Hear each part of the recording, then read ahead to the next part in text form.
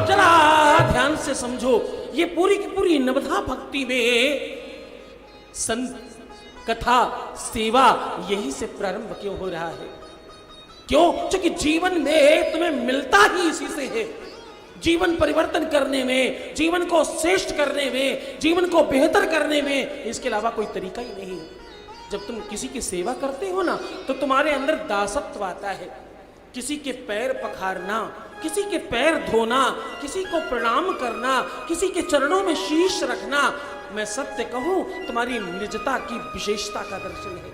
हा? जब तुम किसी को प्रणाम करते हो तो सबसे पहला लाभ बताऊं तुम्हें, तुम्हारे बुद्धिक बल के बराबर उसके अलावा और एक बड़ा लाभ है।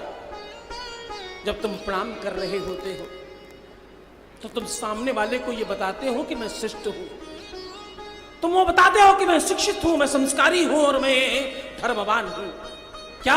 अपना नाम रोशन कर रहे हो, अपने को श्रेष्ठ बता रहे हो प्रणाम करके। और जब तुम किसी के पैर धोते हो, शीश रखते हो चरणों पर, अनायास सहजता मेंटेन हो जाती है, तुम्हें करनी नहीं पड़ती, तुम सहज हो जाते हो। तुम्हारा जितना भी अभिमान था जो सर पर शीश पर रखा था, श्रीमद् भागवत महापुराण में वो मुकुट ही तो शीश पर रखकर आए थे, उसी के कारण से ये सब सर्वनाश हुआ था। वो मुकुट क्या? वो मुकुट तुम्हारा अभिमान है। वो मुकुट क्या? सोने का मुकुट मतलब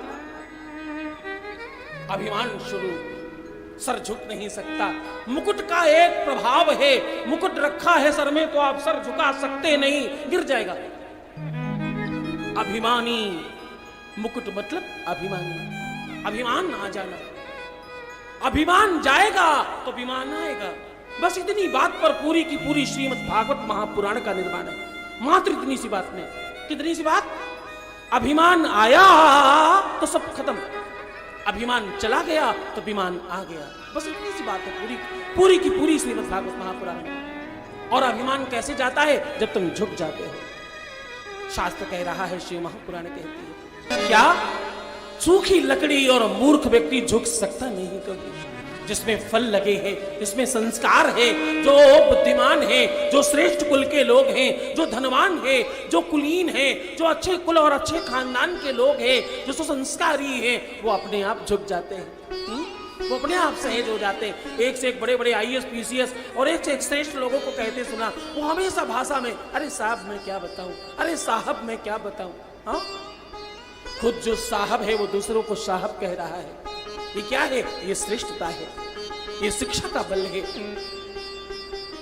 राम अच्छे बड़े कुल के हैं, कुलीन हैं, सुसंस्कारी हैं और मर्यादित हैं, इसलिए रोज सेवा करते हैं और परमात्मा का ध्यान करते, गुरुदेव की सेवा करते, गुरुदेव के चरणों में अनुराग है।